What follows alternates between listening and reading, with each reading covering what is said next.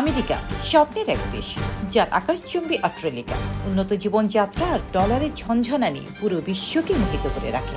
কিন্তু এই ঝলমলে আলো ছড়ানো পরাশক্তির ঠিক পিছনেই কি লুকিয়ে আছে এক অন্ধকার বাস্তব, যেখানে প্রতিদিন হাজার হাজার মানুষ ঘর হারিয়ে নামছেন ফুটপাতে, লড়ছেন একবেলা খাবারের জন্য। অনেকের মনেই প্রশ্ন জাগে, বহির্বিশ্বে যে আমেরিকার রূপ আমরা দেখি, তার ভিতরে কি গড়ে উঠেছে আমাদের চেনা বস্তির চেয়েও জরাজীর্ণ কোনো অবহেলার শহর?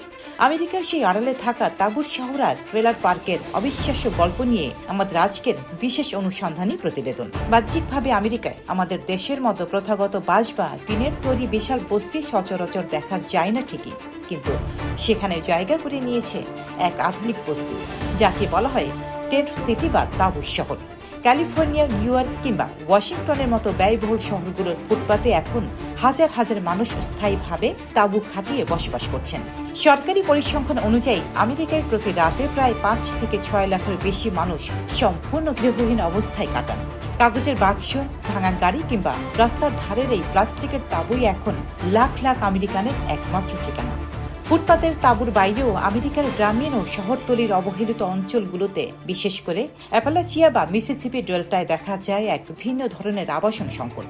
একে বলা হয় ট্রেলার পার্ক বা মোবাইল হোম। অত্যন্ত দরিদ্র আমেরিকানরা এই জরাজীর্ণ পুরনো মোবাইল হোমগুলোতে গাদাগাদি করে বসবাস করেন। অনুসন্ধানে দেখা গেছে এই পার্কগুলোর অনেকটিতেই নেই সঠিক পয় নিষ্কাশন ব্যবস্থা, গ্যাস বা বিশুদ্ধ পানির ন্যূনতম সংযোগ। বাইরে থেকে উন্নত রাষ্ট্র মনে হলেও এখানকার জীবনযাত্রার মান এবং চরম দারিদ্র্য অনেক সময় তৃতীয় বিশ্বের অনুন্নত অঞ্চলের করুণ চিত্রকেও হার মানায়। কিন্তু প্রশ্ন হচ্ছে, বিশ্বের সবচেয়ে ধনী দেশটিতে কেন এই আবাসন সংকট? বিশেষজ্ঞরা বলছেন এর প্রধান কারণ আকাশচুম্বী বাড়ি ভাড়া এবং লাগামহীন পুঁজিবাদ। সাধারণ মানুষের আয়ের তুলনায় বাড়ি ভাড়া এবং চিকিৎসা খরচ এতটাই বেড়ে গেছে যে সামান্য চাকরি হারালে একজন নাগরিক রাতারাতি রাস্তায় এসে দাঁড়াতে বাধ্য হচ্ছেন। এর সাথে যুক্ত হয়েছে মানসিক স্বাস্থ্য সহায়তার অভাব এবং মাদকাসক্তির মতো সামাজিক ব্যাধি। আমেরিকার সরকার গৃহহীনদের জন্য ফুড স্ট্যাম্প বা সাময়িক শেল্টারের ব্যবস্থা করলেও তা প্রয়োজনের তুলনায় অত্যন্ত অপ্রতুল। ফলে ঝলমলে সুপার শপের ঠিক পাশেই জন্ম নিচ্ছে ক্ষুধার্ত মানুষের দীর্ঘ লাইন।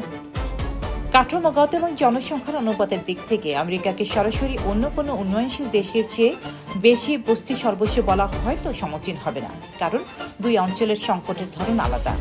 উন্নয়নশীল দেশের বস্তিগুলো মূলত গ্রামীণ দারিদ্র্য এবং নদী ভাঙনের কারণে তৈরি হওয়া ঘনবসতি, আর আমেরিকার সংকট হল চরম অর্থনৈতিক বৈষম্য এবং সামাজিক নিরাপত্তা বলয়ের ব্যর্থতা। তবে এই প্রতিবেদনটি আমাদের মনে করিয়ে দেয় যে পুঁজি ও ক্ষমতার চূড়ান্ত শিখরে পৌঁছানোর পরও একটি রাষ্ট্র যদি তার সাধারণ নাগরিকদের মৌলিক অধিকার নিশ্চিত করতে না পারে, তবে সেই উন্নয়ন কেবলই এক ফাঁকা আওয়াজ। পরের শক্তি আমেরিকার এই ভেতরের দৃশ্য এবং মানুষের বেঁচে থাকার এই নির্মম লড়াই আমাদের এক নতুন ভাবনার মুখোমুখি দাঁড় করায়। আমেরিকার এই আড়ালে থাকার রূপ এবং তাদের এই গভীর আবাসন সংকট নিয়ে আপনার ব্যক্তিগত মূল্যায়ন কি? কমেন্ট বক্সে আপনার মূল্যবান মতামত আমাদের লিখে জানান।